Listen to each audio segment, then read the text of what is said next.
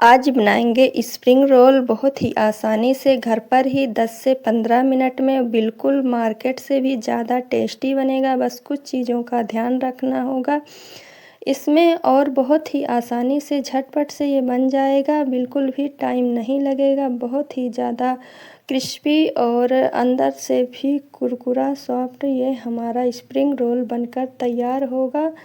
किसी को भी पता नहीं चलेगा कि ये घर पर मैंने बनाया है। तो वीडियो को लास्ट तक ज़रूर देखें, बिल्कुल भी स्किप ना करें। यहाँ पर मैं 2 कटोरी मैदा ली हूँ और आधा चम्मच नमक, 1 बड़ा चम्मच ऑयल ली हूँ। इन सारी चीज़ों को हम अच्छे से मिक्स करेंगे। इस तरह से थोड़ा थोड़ा पानी डालकर इसका सॉफ्ट डो लगाकर हम तैयार करेंगे। बिल्कुल इस तरह से आप देख सकते हैं।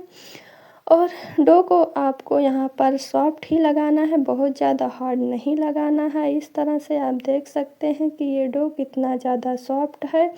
ऐसे ही हमें डो लगाकर तैयार करना है। 10 मिनट के लिए रेस्ट देंगे। यहाँ पर पैन में डालेंगे ऑयल और इसको अच्छे से गरम कर लेंगे। जब ऑयल हमारा अच्छे से गरम हो जाए, 1 चम्मच जीरा डालेंगे, बारीक कटा हुआ लहसुन, हरा मिर्च और ग्रेट करके अदरक डाल देंगे। इन सारी चीज़ों को थोड़ी देर के लिए भून लेंगे अच्छे से चलाते हुए। जब ये थोड़ा सा ब्राउन हो जाए, बहुत ज़्यादा हमें इसे नहीं भूनना है, तो इसमें हम प्याज को भी ऐड कर देंगे।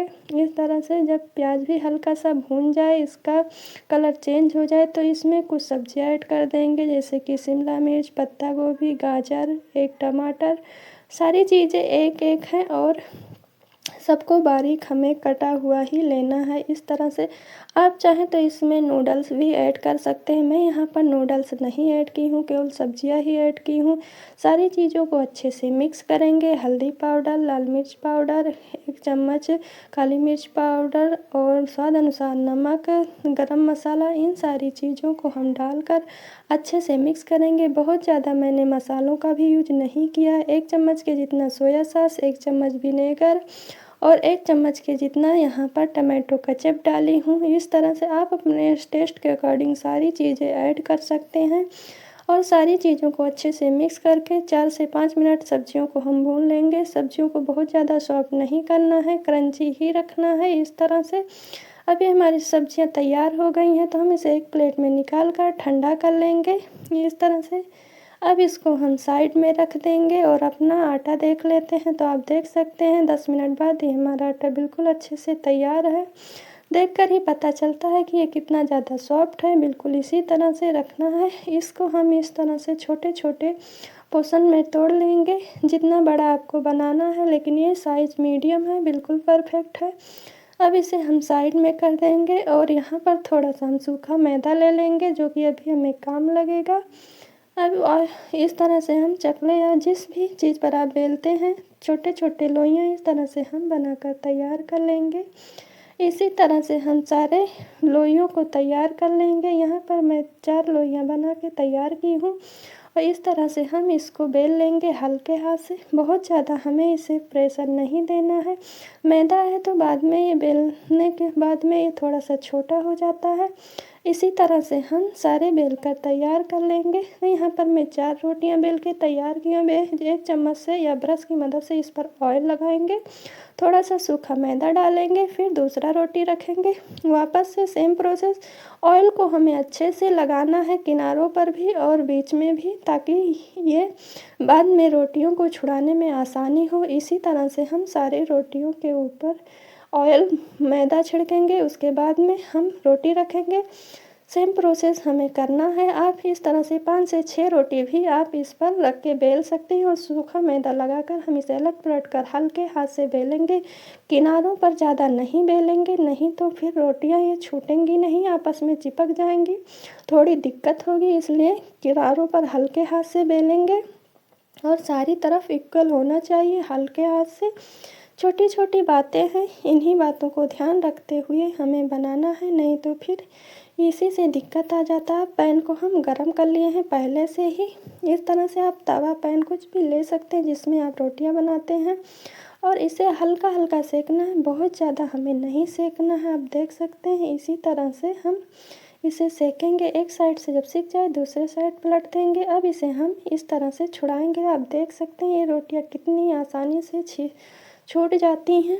इसी तरह से हम सारे छुड़ा लेंगे और ये बहुत ज़्यादा सॉफ्ट और बिल्कुल ट्रांसपेरेंट है। अभी आपको मैं दिखाती हूँ।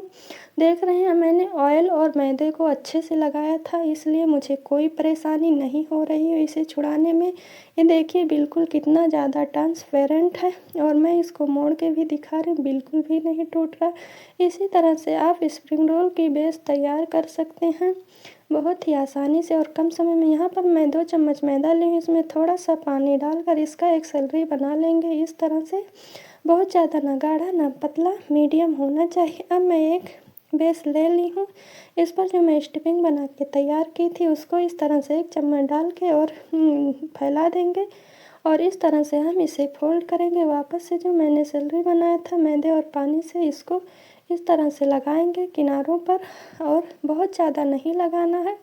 इस तरह से हम इसे दोनों किनारों पर फोल्ड करेंगे। फिर इसको रोल करते हुए हल्के हाथ से, बहुत ज़्यादा प्रेशर नहीं देना है और इस तरह से फोल्ड कर देना है। इसी तरह से हम सारे बनाकर तैयार कर लेंगे। देख सकते हैं कितने आसानी से ये बनकर तैयार हो जाता है।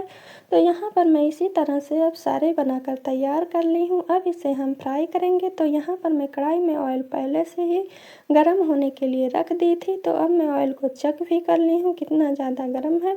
बहुत ज़्यादा ऑयल हमें नहीं गरम चाहिए, बस स्लो फ्लेम पर ऑयल को गरम करें, क्योंकि पहले ही ज़्यादा गर्म रहेगा तो फिर हमारे स्प्रिंग रोल अच्छे से सिक नहीं पाएंगी, जो ऊपर से जल जाएंगी और सॉफ्ट रह जाएंगी। इसीलिए हमें एकदम से लो फ्लेम पर इसे फ्राई करना है। जब ये थोड़े से फ्राई हो जाए तब फ्लेम को मीडियम कर देंगे और उलट पलट कर इस तरह से हम इसे फ्राई कर लेंगे। फ्राई करने में 7 से 8 मिनट लग जाते हैं और लेकिन लो फ्लेम पर ही इसे फ्राई करना है। और इस तरह से हम सारे स्प्रिंग रोल को निकाल लेंगे। देख सकते हैं कितना अच्छा गोल्डन कलर आया है। इसी तरह से हम सारे स्प्रिंग रोल को बना लेंगे और घर पर बना होता है तो थोड़ा हेल्दी भी होता है और साफ़ भी होता है। बाहर से केमिकल और गंदगी बहुत ज़्यादा रहते हैं, ऑयल भी साफ़ नहीं रहता है, इसलिए आप इसे घर पर आसानी से बनाकर तैयार कर सकते हैं।